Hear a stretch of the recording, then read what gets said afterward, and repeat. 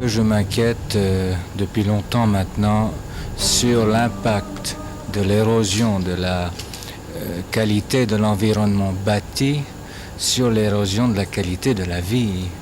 Et il me semble qu'il faut maintenant étudier ce problème avec beaucoup de soin, avec beaucoup de sérieux.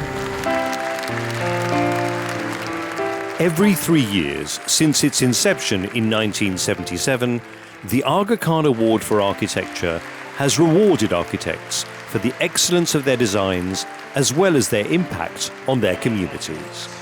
Le prix Aga Khan, il couvre toutes les dimensions, donc la dimension environnementale, la dimension de durabilité, la dimension humaine, la dimension du savoir-faire local.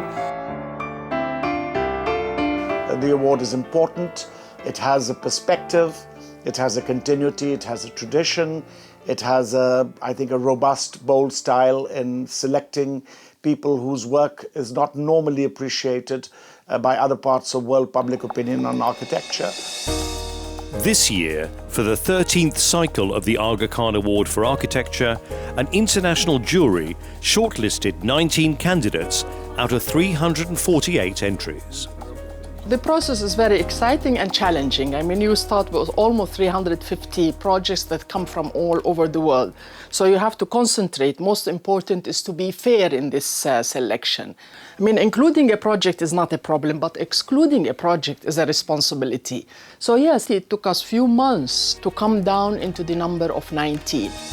I think at the end of the day, we were able to represent different types of trends in architecture. Within this cycle of the award, there are a number of themes, and I think one of them is about the use of materials. For example, how can brick as a traditional material be used in new ways? I think the second one focuses on microurbanism. There is a move now to have a different kind of sensibility. The interventions themselves may not be very large scale. And I would say the third one is really the exciting topic of new forms of public space. The idea of new surfaces in our cities as surfaces of action, as a stage for enactment, for participation, for things to happen. And in this sense, I think an emphasis on the concept of curated space. Once the projects are shortlisted, technical reviewers, usually architects or engineers, are sent on site to evaluate them. A unique and rigorous process, unlike in any other architectural prize, for selecting the winners. A lot of architecture criticism, you look at the building, but you don't actually look at how it works further down the line, let's say a year or two afterwards. So that's one of the challenges, to make sure you speak to everybody that has been involved with making, but also in its use.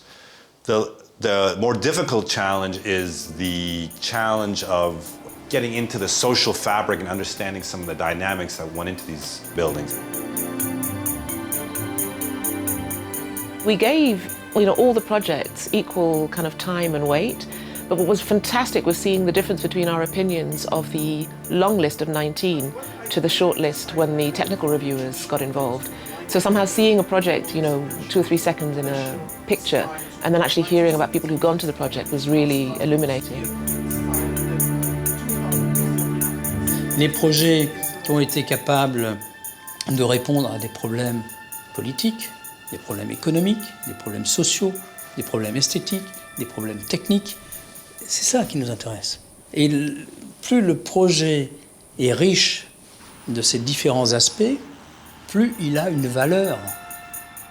This year, 6 candidates out of 19 met the high standards of the jury and won the prestigious prize.